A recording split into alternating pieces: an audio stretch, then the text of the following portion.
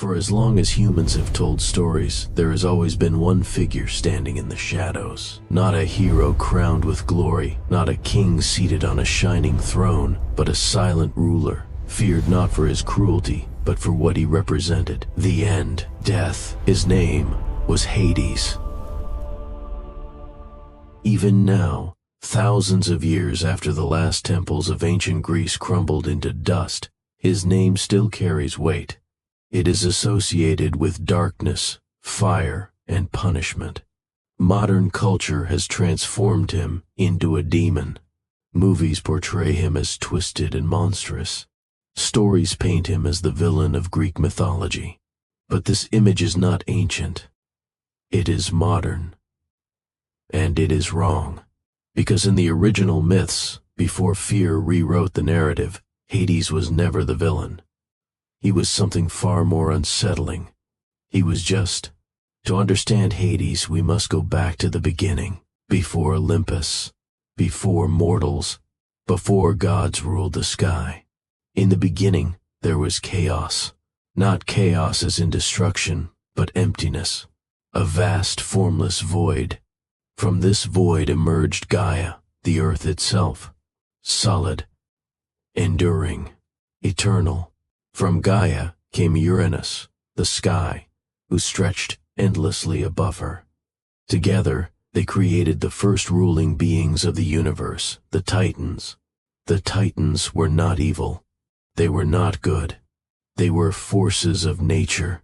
Among them was Cronus, the youngest and most ambitious. Cronus overthrew his father Uranus, becoming ruler of the cosmos. But power came with fear. Cronus was warned by prophecy that one of his own children would overthrow him, just as he had overthrown his father. And so Cronus chose tyranny. Each time his wife Rhea gave birth, he swallowed the child whole, not killed, swallowed alive. Hestia, Demeter, Hera, Hades, Poseidon, one by one they vanished into darkness. Inside Cronus, time did not pass. There was no light, no sound, no escape. For Hades, this was existence itself. Unlike Zeus, who was hidden away and raised in freedom, Hades knew nothing but confinement.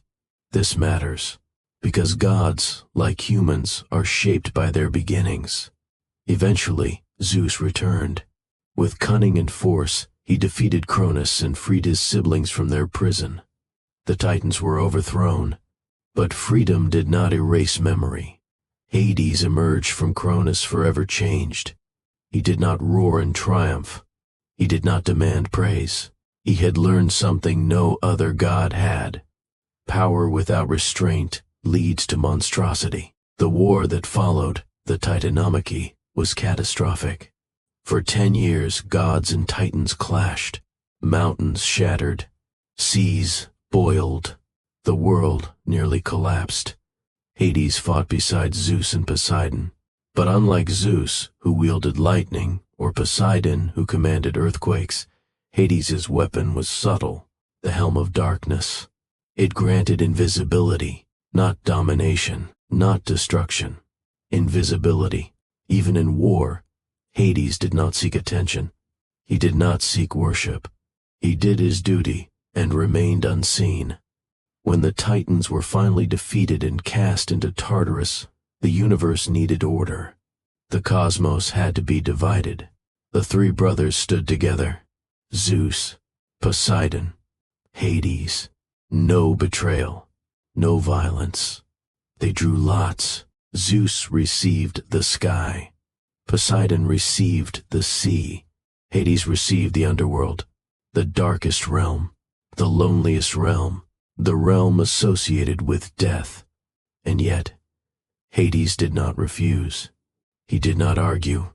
He accepted the role no one else wanted, because someone had to. This moment defines Hades more than any myth that followed. While Zeus would rule among clouds and lightning, worshipped by mortals, while Poseidon would command oceans and storms, Hades descended beneath the earth. No sunlight, no songs, no temples filled with praise. only responsibility. The underworld was not a place of chaos. It was a kingdom of order. Every soul that died came to Hades' realm, not to be punished, but to be placed. Judgment did not exist to satisfy cruelty. It existed to maintain balance. Most souls went to the asphodel meadows. This is important, because most people did not suffer after death. They rested. They existed in quiet neutrality. Heroes, poets, and the truly virtuous were sent to Elysium, a paradise of peace and joy. Only the worst criminals, oath-breakers, and monsters were sent to Tartarus. And even then, Hades was not judge, jury, and executioner alone. Justice was enforced by ancient cosmic laws, older than Olympus. So why did people fear him? Because humans feared death. The ancient Greeks feared Hades so deeply that they avoided speaking his name. They believed that saying it might draw his attention. Instead, they called him Plauton, the giver of wealth, because everything valuable comes from beneath the earth. Gold, silver, fertile soil, life itself. This was not hatred. It was respect mixed with fear. But fear distorts memory, and over time, fear turned into lies. Now consider Zeus.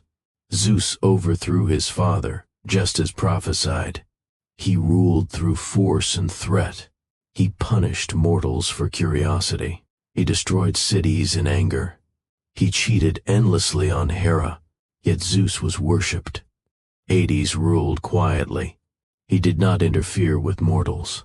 He did not seduce humans. He did not wage wars. And yet, he became the villain. This is where the story turns. Because to truly understand how wrong history has been, we must examine the myth that destroyed Hades' reputation forever. The story of Persephone. The story of Persephone is the single most important reason Hades was turned into a villain. It is also the story that has been misunderstood, simplified, and rewritten more than any other myth in Greek mythology. In modern retellings, Persephone is a helpless girl. Hades is a monster, and Zeus is conveniently forgiven. But ancient myths tell a far more complex and far more uncomfortable truth. To understand it, we must first understand Persephone herself. Persephone was not weak. She was the daughter of Demeter, goddess of agriculture and fertility, and Zeus, king of the gods. From birth, Persephone embodied duality. She was life and death, spring and winter, growth and decay. She was not a child forever frozen in innocence. She was a goddess destined for power. According to the earliest versions of the myth, Zeus promised Persephone to Hades. This detail is often ignored. Hades did not act alone. He did not defy Zeus. He did not break divine law. The ruler of Olympus himself approved the union. Why? Because Hades needed a queen. The underworld needed balance, life alongside death. And Persephone, a goddess of growth, was the only one who could fulfill that role. When Persephone descended into the underworld, ancient texts do not describe violence in the way modern retellings do.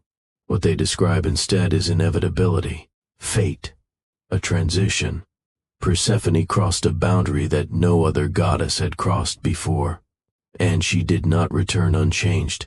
The underworld was not a prison. It was a kingdom, and Persephone did not sit on a throne as a captive.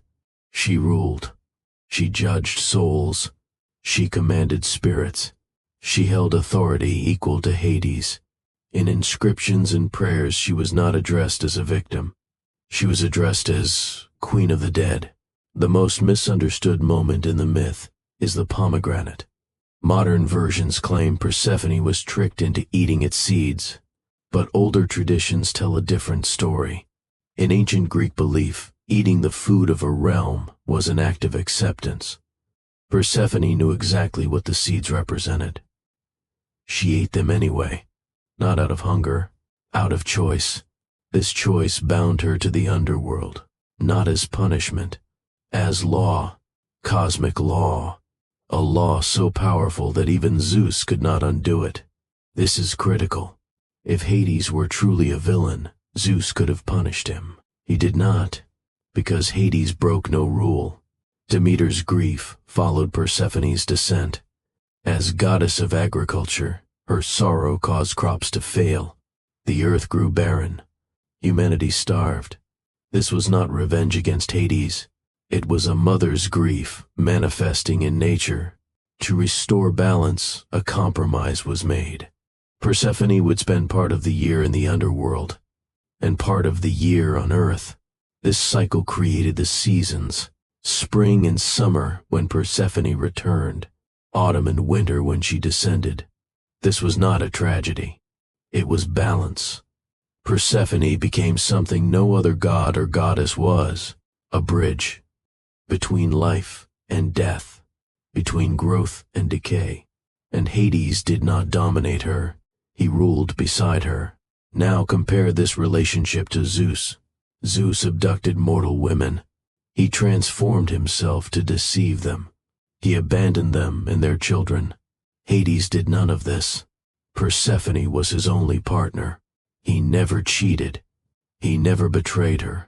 In a mythology filled with broken oaths and endless infidelity, Hades stands alone as loyal. This fact is deeply uncomfortable, because it shatters the villain narrative. The underworld itself was not a place Persephone despised. It was a place of order. Hades did not rule through chaos or terror. He ruled through law. Souls were judged by their actions in life, not by the whims of a god.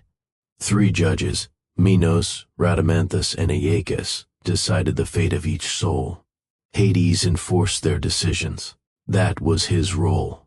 Nowhere in ancient texts does Hades take pleasure in suffering. Nowhere does he torment souls for entertainment. Those who suffered in Tartarus earned it through monstrous crimes. And even then, punishment served a purpose, balance. If Hades were cruel, the myth of Orpheus would never exist. Orpheus was a mortal, a musician. When his wife Eurydice died, he descended into the underworld. No mortal had ever done this willingly, and yet Hades did not destroy him. He listened. Orpheus's music moved the underworld itself. Even the dead wept, and Hades, lord of death, felt compassion. He offered Orpheus a chance no god was required to give. One rule, one test: walk ahead and do not look back until you reach the surface. This was not cruelty. This was mercy within law. When Orpheus failed, Hades did not punish him further.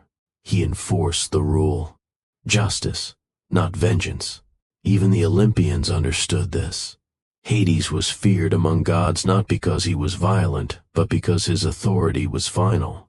Zeus could threaten, Poseidon could destroy, but Hades decided eternity, and still he did not abuse that power. To truly understand Hades, we must descend fully into his realm, not as a place of fear, but as a system, because the underworld was not chaos.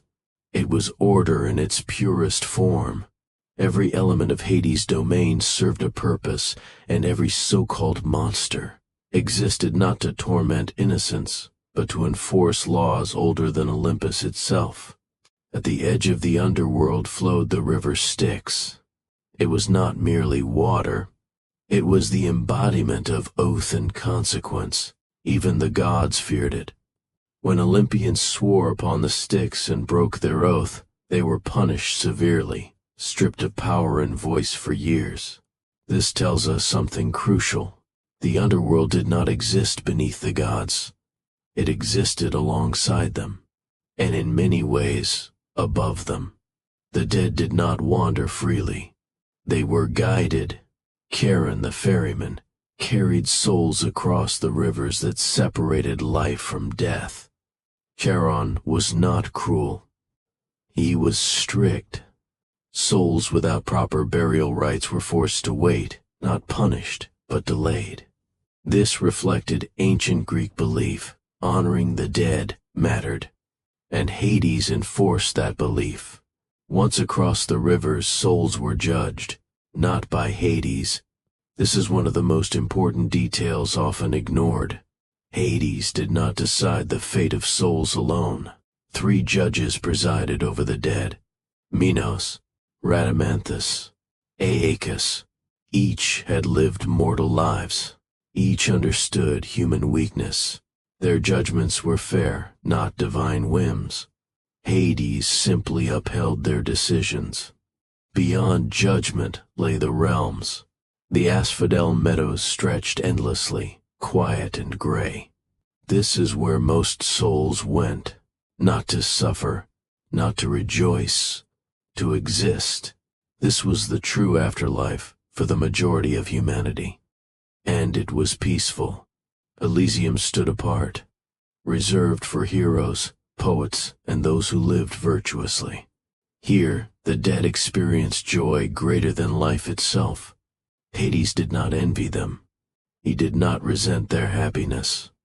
He allowed it, because justice demanded reward as much as punishment. Then there was Tartarus, the most feared realm, and the most misunderstood. Tartarus was not a place for ordinary sinners. It was reserved for beings who threatened cosmic balance, tyrants who destroyed nations, monsters who defied natural law, titans who tried to overthrow the universe. Tartarus existed to prevent chaos from returning. This is where the defeated titans were imprisoned, including Cronus. Hades placed his own father in eternal confinement, not out of revenge, but necessity.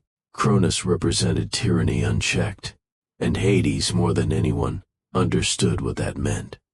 The Titans' punishments were symbolic. Sisyphus endlessly pushing his boulder, Tantalus eternally reaching for food he could not eat, Ixion bound to the wheel of fire. These were not random tortures. They reflected the crimes committed. Punishment mirrored action. Justice, not cruelty. Standing guard over Tartarus was Cerberus, the 3-headed hound, often portrayed as a monster. But Cerberus did not attack the innocent. He did not roam freely. He guarded the gates. His purpose was simple: prevent the dead from escaping, prevent the living from entering without permission. Cerberus was not evil. He was loyal. The same is true of the Furies, the Erinyes. They punished those who committed crimes against family, murder, betrayal, broken oaths. They were relentless, because justice demanded it. They answered not to Zeus, not to Poseidon, but to ancient law, and Hades enforced their authority. Even gods were not above underworld law. When gods broke sacred rules, Hades punished them. This alone proves he was not subordinate. He was necessary. There are myths where gods feared entering his realm, not because Hades would attack them, but because once inside, law applied equally. No privilege, no favoritism. Hades' power was absolute, but restrained. This is what separates him from tyranny. Power without restraint destroys worlds. Power with restraint maintains them. Unlike Zeus, Hades did not interfere in mortal wars. He did not choose sides. He did not manipulate outcomes. Mortals lived and died by their own choices. Hades only ensured their souls found their rightful place. This impartiality is why heroes respected him. When Heracles descended into the underworld, Hades allowed him to complete his task.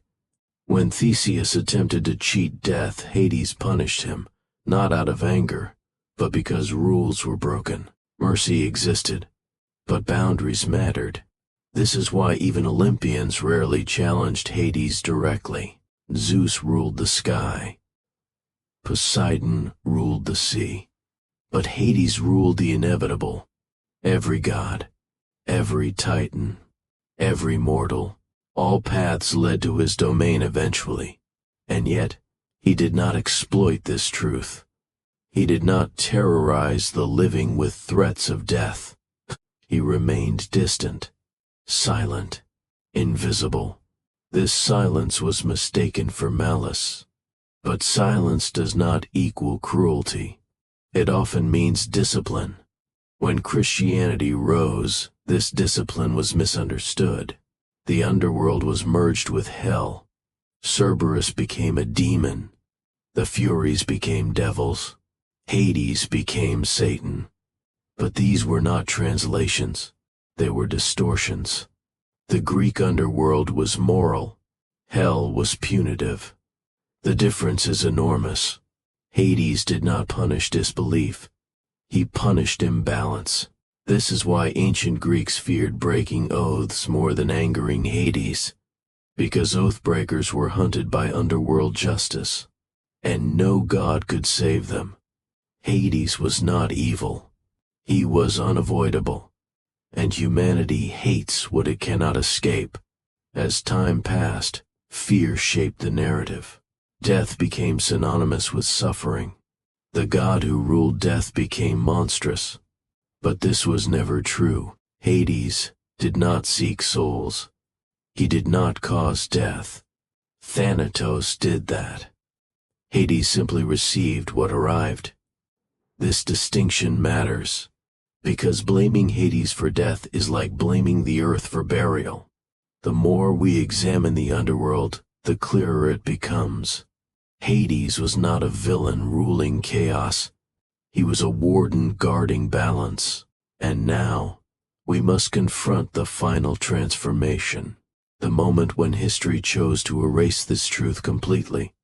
The moment Hades was no longer misunderstood, but deliberately demonized. The destruction of Hades' image did not happen by accident. It happened through replacement. When Christianity began spreading across the ancient world, it did not simply erase the old gods, it repurposed them. Pagan symbols were rewritten so that familiar fears could be controlled. Underworlds became hells. Ancient judges became demons. And the ruler of the dead was transformed into the ultimate enemy. Hades became the devil. But this transformation ignored everything the original myths stood for. The Christian concept of hell is built on punishment for belief. The Greek underworld was built on balance and consequence. Souls were not condemned for disbelief. They were judged by action. This difference is profound. Hades never demanded worship. He never punished doubt. He never promised reward for obedience. He simply enforced the natural order. As Europe converted, nuance vanished. Stories were simplified. A villain was needed. And no god was easier to demonize than the one associated with death. Death frightens humans more than any force, not war, not tyranny, not betrayal, death. So the god who ruled death became evil by association. But ancient Greeks understood something modern culture often forgets. Death is not the enemy of life. It is its counterpart. Without death, life has no meaning. Without endings, beginnings lose value. Hades embodied that truth, and humanity has always resisted accepting it. Modern culture continues this pattern. Films and games portray Hades as flamboyant, angry, cruel, power-hungry. He plots against Zeus. He seeks domination. He wants chaos. This version of Hades has nothing to do with mythology. It exists because stories require conflict, and quiet gods do not sell tickets. But if we strip away centuries of distortion and judge Hades by his actions alone, a very different figure emerges. He did not overthrow his father. He did not start wars. He did not destroy cities. He did not manipulate mortals for pleasure. He did not cheat on his partner. He did not rule through fear. He did not break the laws he enforced. In fact, Hades was the only god who accepted his role without complaint. When fate assigned him the underworld, he did not protest. He did not negotiate. He did not rebel. He descended and stayed. While Zeus ruled among clouds and praise, Hades ruled in silence. While other gods enjoyed worship and sacrifice, Hades received none. His realm was necessary, but thankless, and that may be the most human thing about him. Hades loved once. Persephone was not a trophy or conquest. She was his equal. She ruled beside him, not beneath him. Their relationship was one of balance, not dominance. In a mythology overflowing with broken vows, this matters. Even when mortals challenged death itself, Hades responded with fairness. He allowed Orpheus a chance. He allowed heroes to pass when law permitted. He punished only when rules were broken. And he never punished for pleasure. So why does the villain narrative persist? Because humans prefer clear enemies. Because moral complexity is uncomfortable. Because accepting that death is neutral rather than evil forces us to confront our own mortality. It is easier to hate a god than accept a truth. Hades was not cruel. He was impartial. He was not evil. He was inevitable. And inevitability terrifies humanity more than cruelty ever could. If we examine Greek mythology honestly, the pattern becomes clear. The gods who ruled life were impulsive, jealous, violent, and corruptible. The god who ruled death was disciplined, restrained, and fair. This irony is not accidental. It is a reflection of human psychology. We forgive chaos in the living world, but we demand perfection from death. Ancient Greeks did not worship Hades openly. They did not build grand temples in his name, but they respected him, and respect is often quieter than love. To them, Hades represented order in the face of the unknown. He was the boundary that gave life meaning. Without him, souls would wander. Without him, death would be chaos. Without him, existence would collapse. So when history calls Hades a villain, it reveals more about humanity than mythology. It reveals our fear of endings, our refusal to accept balance, our need to blame someone for what cannot be avoided. Hades did not create death. He did not spread suffering. He did not steal lives. He simply ruled what came after. And he did so with more fairness than any god who ruled the living. Perhaps that is why his story endures, not as a warning, but as a mirror. The god we feared most was the one who asked for nothing. The god we demonized was the one who broke no rules. The god we blamed was the one who kept the universe in balance. Hades was not the villain. He was the necessary guardian of order, the silent ruler, the misunderstood god. And if there is one lesson hidden in his story, it is this: death is not evil. It is part of life, and those who govern it deserve understanding, not fear. If this story changed how you see Greek mythology, if it challenged what you were taught, then remember this the next time you hear his name. Hades, not the devil, not a monster, but the most just god Olympus ever knew. If this documentary reshaped your understanding of mythology, leave a like to support the channel, subscribe for more forgotten truths from ancient history, and comment below, was Hades the most misunderstood god of all time?